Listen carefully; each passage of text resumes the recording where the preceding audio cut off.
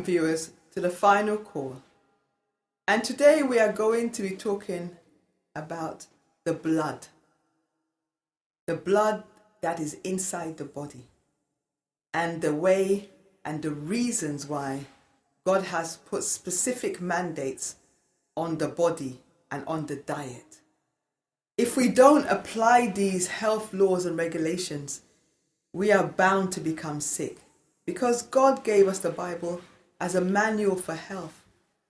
But he says, my people die from a lack of understanding. They have no vision because they don't understand how to interpret what he's saying and the reason why he's saying it. So today we are going to be, first of all, looking at Deuteronomy 28, the curses and the blessings that follow obedience. And then we'll be looking at two things. One is a cause, or one is an instruction, and the other one is the cause of disobeying that instruction. And it refers to our blood, our circulation, and our heart. So I will start first with Deuteronomy 28, verse 1. And it shall come to pass, if thou shalt diligently hearken unto the voice of the Lord thy God, to observe to do all his commandments, which I have commanded you this day, that the Lord thy God will set thee on high above all nations of the earth. And all these blessings shall come on thee and overtake thee, if thou shalt hearken unto the voice of the Lord thy God. So let's go back to Deuteronomy chapter 1, Deuteronomy verse 1. It says, it shall come to pass, if you and I shall listen very, very well, diligently, unto the voice of the Lord thy God, to observe and to do all his commandments, which I command thee this day. The Lord thy God will set thee on high above all the nations of the earth. Do you hear what he's saying? That he will set us on high above all the nations of the earth, and all these blessings shall come on thee and overtake thee, if thou shalt listen, hearken unto the voice of the Lord thy God. Blessed shalt thou be in the city, and blessed shalt thou be in the field. Blessed shall be the fruit of thy body, and the fruit of thy ground, and the fruit of thy cattle, and the increase of thy kine, and the flocks of thy sheep. Blessed shalt thou be in thy basket and in thy store. Blessed shalt thou be when thou comest in, and blessed shalt thou be when thou goest out. The Lord shall cause thy enemies to rise up against thee, to be smitten before thy face. They shall come out against thee one way, and flee before thee 7 ways. The Lord shall command the blessings upon thee in thy storehouses, and in all that thou settest thy hand unto, and he shall bless thee in the land which the Lord thy God giveth thee. The Lord shall establish thee a holy people unto himself, as he has sworn unto thee, if thou shalt keep the commandments of the Lord thy God, and walk in his ways. And all people of the earth shall see that thou art called by the name of the Lord, and they shall be afraid of thee. And Lord shall make thou plenteous in goods, in the fruit of the body, and in the fruit of thy cattle, and in the fruit of the ground, in the land which thou, Lord, sware unto thy fathers to give thee. The Lord shall open unto thee his good treasure, the heaven, to give the rain unto thy land in its season, and to bless all the works of thy hands. And thou shalt lend unto many nations, and thou shalt not borrow. And Lord shall make thee the head and not the tail, and thou shalt be above only, and thou shalt not be beneath, if thou wilt hearken unto the commandments of the Lord thy God, which I command thee this day, to observe and to do them. And thou shalt not go aside from any of the words which I command thee this day, to the right hand or to the left, to go after other gods to serve them. But it shall come to pass, if thou wilt not hearken unto the voice of the Lord thy God, to observe to do all his commandments and his statutes which I command thee this day, that all these curses shall come upon thee and overtake thee. Cursed shalt thou be in the city, and cursed shalt thou be in the field. Cursed shalt thou be in thy basket and in thy store. Cursed shall be the fruit of thy body, and the fruit of thy land, and the increase of thy kine, and the flocks of thy sheep. Cursed shalt thou be when thou comest in, and cursed shalt thou be when thou goest out. The Lord shall send upon thee cursing, vexation, and rebuking all that thou settest thy hand unto for to do, till thou be destroyed, and until thou perish quickly, because of the wickedness of thy doings. Thereby thou hast forsaken me. The Lord shall make the pestilence cleave unto thee, until he has consumed thee from off the land, whither thou goest to possess it. The Lord shall smite thee with a consumption, and with a fever, and with an inflammation, and with an extreme burning, and with the sword, and with the blasted, and with the mildew, and they shall pursue thee until thou perish.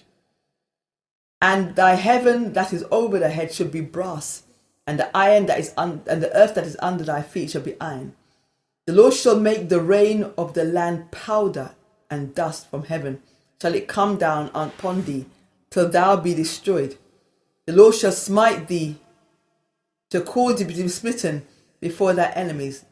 Thou shalt go out one way against them, and flee 7 ways before them, and shall be removed into all the kingdoms of the earth.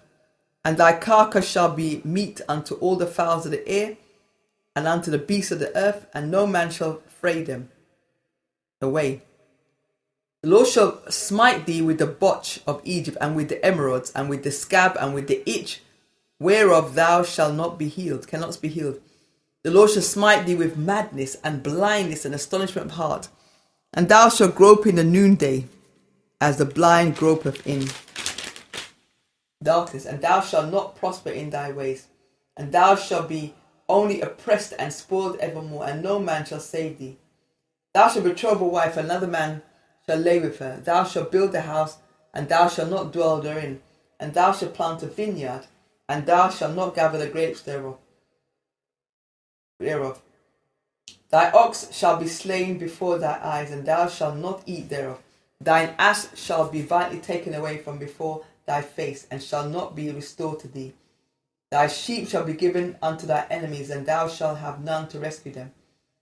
Thy sons and thy daughters shall be given unto another people, and thy eyes shall look and fail with longing for them all the day long, and there shall be no might in thy hand. And he goes on. The fruit of the land and all thy labour shall a nation that which thou knowest not eat up, and thou shalt be only oppressed and crushed away.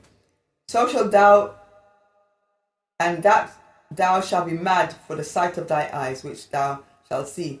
The Lord will smite thee in the knees and in the legs with a sore botch, which cannot be healed, from the sole of thy feet unto the top of thy head. The Lord shall bring thee and thy king which thou shalt set over thee unto a nation which neither know thou nor thy fathers have known, and there shalt thou serve other gods of wood and stone. So it goes on and on and on, and it talks about all the things that God will do if we are obedient, and what we will not be obedient unto. Now, a few of these illnesses are prevalent today. Hemorrhoids are prevalent today. Sores in the legs and the knees through diabetes, ulcers are prevalent today. There is so much fungus in the blood and the mucosal line of the body that we are itching constantly in our head, in our bodies, and on our limbs. We are distressed in ourself. We are not peaceful. We are always worrying about something, because we know that we are constantly living in disobedience to God. Now I'm going to read a story. 1 Samuel 5. I want to ask a question afterwards. 1 Samuel chapter 5. And the Philistines took the ark of God and brought it from Ebenezer unto Ashdod. When the Philistines took the ark of God, they brought it into the house of Dagon and set it by Dagon. And when they of Ashdod arose early in the morning, behold, Dagon was fallen upon his face on the earth before the ark of the Lord. And they took Dagon and set him in his palace, in his place again. And when they rose early on the morrow morning, behold, Dagon was fallen upon his face on the ground before the ark of the Lord. And the head of Dagon and both the palms of his hands were cut off upon the threshold. Only the stump of Dagon was left to him. Therefore, neither the priests of Dagon nor any that come into Dagon's house tread on the threshold of Dagon in Ashdod unto this day. But the hand of the Lord was heavy upon them at Ashdod, and he destroyed them and smite them with emeralds, even Ashdod, unto the coast thereof. And when the men of Ashdod saw that it was so, they said, the ark of the God of Israel shall not abide with us, for his hand is sore upon us and upon Dagon our God. They sent therefore and gathered all the lords of the Philistines unto them, and said, what shall we do with the ark of the God of Israel? And they answered, let the ark of the God of Israel be carried about unto Gath. And they carried the ark of the Lord God of Israel unto about thither. And it was so that after they had carried about, the hand of the Lord was against the city with very sore destruction, and he smite the men of the city, both small and great, and they had emeralds in their secret parts. Therefore they sent the ark of God to Ekron, and it came to pass, as the ark of God came to Ekron, that the Ekronites cried out, saying, they have brought about the ark of the God of Israel to us, to slay us and our people. They sent and gathered together all the lords of the Philistines, said, send away the ark of the God of Israel, and let it go again to his own place, that it slay us not and our people, for there was a deadly destruction throughout all the city. The hand of God was very heavy there, and the men that died not were smitten with the emeralds, and the crowded city went up to heaven. That the Lord add his blessing to this word. Now, the question I want to ask everybody is, why in this modern day and age have we got hemorrhoids? What have we done that God gave hemorrhoids to the Philistines, which was his enemy, and we ourselves have got hemorrhoids? Now, the Bible states clearly in Leviticus 7 that we are not supposed to do something, but we are doing it. And we are doing it seriously. And it is given to us because of something that God knows will make us sick. We are doing something against God that he doesn't like. We are not supposed to do something. Now, I'm not going to say what it is, but I'm going to read what it says. Leviticus 7, verse 23. Or from verse 22. And the Lord spoke unto Moses, saying, speak unto the children of Israel, saying, ye shall eat no manner of fat of the ox or of the sheep or of the goat, and the fat of the beast that dieth of itself, and the fat of them which is torn with beasts may be used in any other wise, but ye shall in no wise eat of it. For whosoever eat of the fat of the beast, or which men offer an offering made by fire unto the Lord, even that soul shall be cut off from his people. Moreover, you shall eat no manner of blood, whether it be of fowl or of beast or of in any of your dwellings.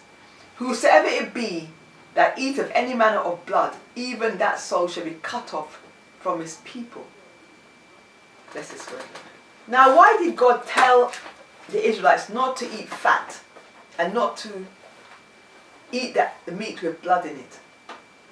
Because first of all, what is the body made up of when it comes to the vascular system? The vascular system is a system of tubes.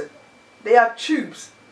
They are little long tubes with a hole in the middle, as you can see here. So, if it is a long system with thin tubes with a hole in the center, and you eat fat, the fat was meant to be offered unto God in the sacrifice in the olden days. But fat in an animal can be the fat itself, it comes in the form of cheese. It comes in the form of lard, pig's fat. It comes in the form of anything that can solidify from an animal. Because why? Anything that is solid and enters the body will act like a wax inside the interior arterial vessels of the body. So if you are born, or when you are born, your vessels don't have any fat in them. Your blood vessels have no fat in them. They are empty. They are clear.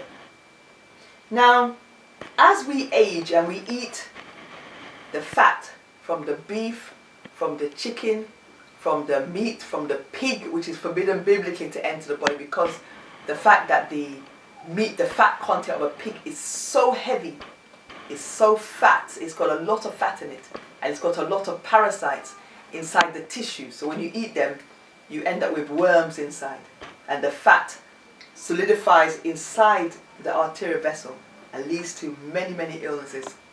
So if we are told by God not to eat fat, then why are we eating cheese, which is pure fat?